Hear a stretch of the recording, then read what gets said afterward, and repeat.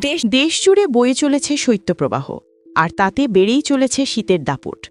দিনের বেশিরভাগ সময়ই দেখা মিলছে না সূর্যের। এতে ক্রমেই যেন বাড়ছে তীব্র শীতের অনুভূতি। তবে গত কয়েক দিনে দিনের বেলা সূর্য উঁকি দিলেও হিমেল বাতাসে যেন শীত বারবার নিজের অস্তিত্ব জানান দিচ্ছে সগর্ভেই। আর তাতে মোটেই স্বস্তি মিলছে না সাধারণ মানুষের, কারণ রাত বাড়লেই নামছে হাড় কাঁপানো ঠান্ডা, আর ভোরের দিকে ঘন কুয়াশায় থমকে যাচ্ছে জনজীবন। আর তাতে অনেকেরই প্রশ্ন যে কতদিন বইবে এই শৈত্যপ্রবাহ, আর কতদিনই বা দাপট দেখাবে শীত। টানা কয়েকদিন ধরে এমন শীতের মধ্যেই এবার শৈত্যপ্রবাহ নিয়ে দুঃসংবাদ দিয়েছে আবহাওয়া অধিদপ্তর। দেশের ১৩ জেলার উপর দিয়ে আরও অন্তত ২ দিন অব্যাহত থাকতে পারে শৈত্যপ্রবাহ। সেই সঙ্গে তাপমাত্রা আরও কিছুটা কমে বাড়তে পারে শীতের তীব্রতা। আবহাওয়া অধিদপ্তরের পূর্বাভাস অনুযায়ী মঙ্গলবার থেকে সারা দেশের দিনের তাপমাত্রা আরও ১ থেকে ২ ডিগ্রি সেলসিয়াস কমতে পারে।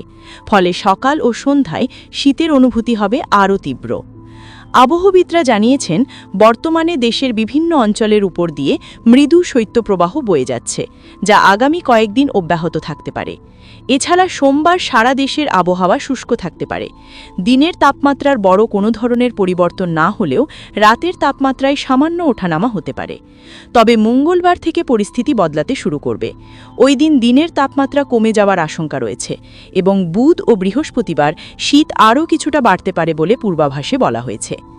আবহাওয়া অধিদপ্তর বলছে, আগামী ৫ দিনে বড় কোনো ধরনের আবহাওয়াগত পরিবর্তনের সম্ভাবনা না থাকলেও শীত ও কুয়াশার ভোগান্তি আরও কিছুদিন চলবে।